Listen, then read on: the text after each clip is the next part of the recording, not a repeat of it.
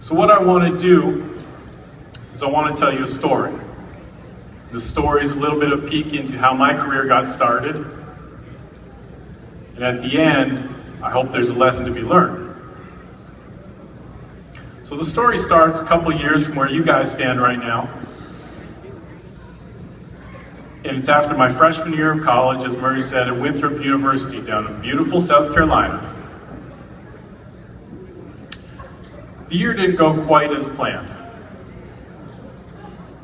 I didn't have a fantastic year, and I transferred to Niagara University, which some of you might know is about a 7-iron across the border. Well, at the same time that I transferred in, so did my new roommate and teammate. We'll call him Rob. Rob and I quickly bonded. He came in from UNC Greensboro in North Carolina. And Rob, you see, came in as a #1 starter. I came in as probably a 3, maybe a 4. Rob was a little bit more of a prospect out of high school than I was. Like I said, threw a bit harder, and if there's anything, if you can say somebody was close to getting drafted out of high school, that would have been Rob. So we go through our sophomore year, our team doesn't have a great year, but Rob and I both pitch pretty well. And as a couple of young guys in college, we wanted to see what the full experience was. Well, our junior year came around, Rob and I, with a couple other guys, decided to move off campus into an apartment. And in the winter, after our fall season, it was one of those moments in my life that I'll never forget, and I'll remember it like it was yesterday. I sat in the kitchen making dinner, spaghetti for the 17th day in a row, which you guys will find out, and it hit me. I'm gonna try to make it to the big leagues. Done, just like that. Now, as baseball players, we all want to make it to the big leagues, and we hope to make it to the big leagues, but for the first time in my life, I was going to try to make it to the big leagues. So the next thing I had to do is figure out, how am I going to get there? What do I need to do? Well, it was obvious that I was going to need to make some sacrifices.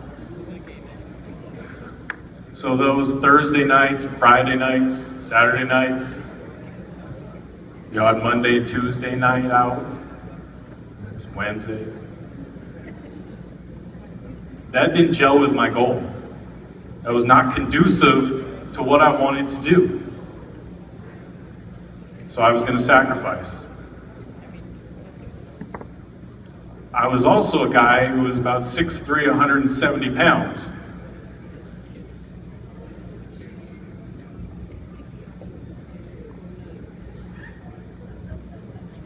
Right there. That didn't gel with my goal either. So, the once a day in the gym with my team, that wasn't enough. I was going to lift twice a day. Take Sundays off. 12 times a week. Problem was, Sundays came around and I'd be itching. So I'd go to the gym. 13 times a week I'd lift. That's on top of practicing and cardio. I was a gym rat. Well, as we move into the spring of our junior year, I remember asking Rob one time, he wasn't making sacrifices, and I said, Rob, what is so important about going out every night? And I'll never forget, he looked me in the eye, and he said, Beggar, I'm afraid I'm gonna miss something. I thought, what? What are you gonna miss? The next bar fight? The next morning where you struggle to get up for practice? And as we went into our spring season, two things happened. One, I quickly became the #1 pitcher. And two, Rob was kicked off the team for fighting in a bar.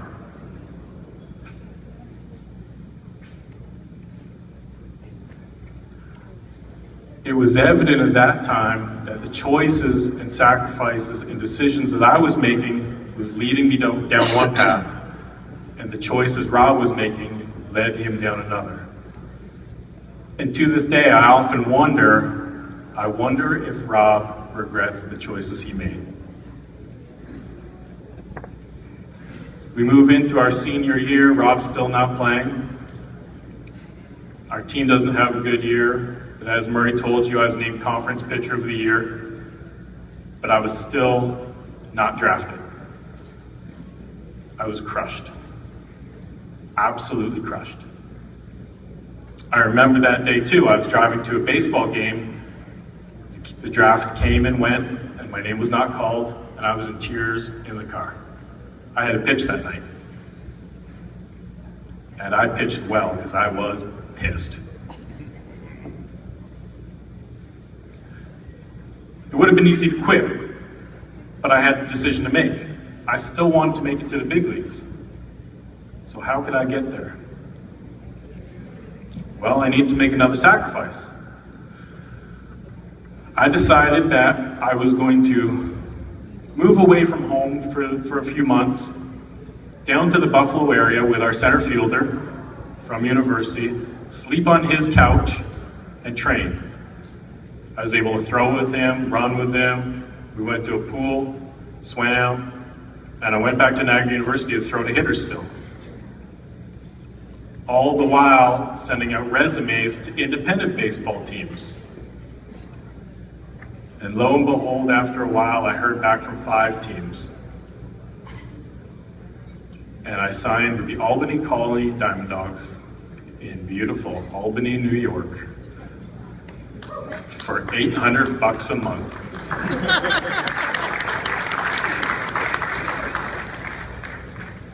Don't cheer too loud, they folded at the end of the season. I could have been happier. My first professional game, my parents were there, and I was ecstatic. Fast forward a few years, taking you to tonight, I stand here before you and I tell you, I failed. I failed to reach my goals. I never played in the big leagues. I never played in the big leagues. Yet, I'm okay with that. Along the way, because of the decisions that I was making, the sacrifices that I made, a few cool things happened. I told you, as a baseball player, we hope, we wish, we try to make it to the big leagues. But because of those decisions, as a baseball player, you don't think about playing in the Olympics. I got to play in 2.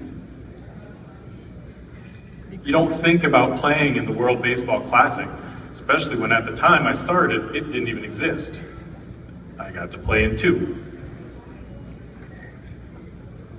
You don't hope to play in a World Cup as a baseball player. I got to play in 2. And as Murray told you, I have a bronze medal sitting at home from one of them. You don't hope to play in a Venezuelan Winter League, or the Arizona Fall League, or Murray, I appreciate you forgetting the Niagara University Hall of Fame. That's cool. It's not about me. You don't think about those things as a baseball player. You think about the big leagues. But they all happen because of the sacrifices that I made.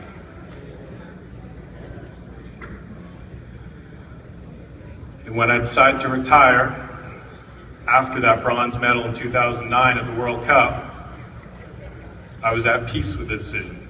Good way to retire. Because I know that I did everything that I could, and I sacrificed everything that I could to make it as far as I could.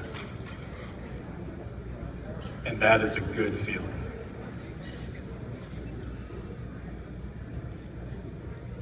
Now this is the lesson that I want to leave you guys.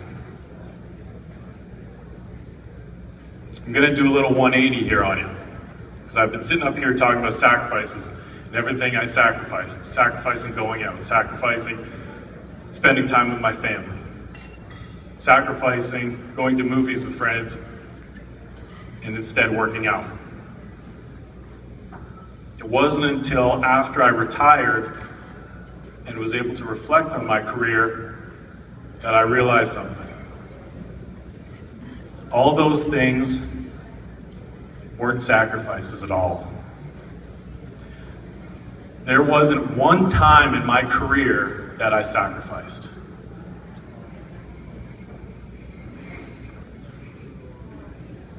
The real sacrifice would have been not doing those things. The real sacrifice would have been giving up on myself. The real sacrifice would have been wasting the talent that I had and wasting the opportunities that were presented to me. So the message I want to leave with you guys is do not give up those opportunities. Don't sacrifice what is presented in front of you. Because you'll look back whenever you decide to retire, whether it's after this year, or after a successful college career, or after a minor league career, after a 10-year big league career, after a Hall of Fame big league career. If you give up the opportunities presented to you, that would be the real sacrifice. I want to thank you guys for having me here today. Good luck the rest of the season.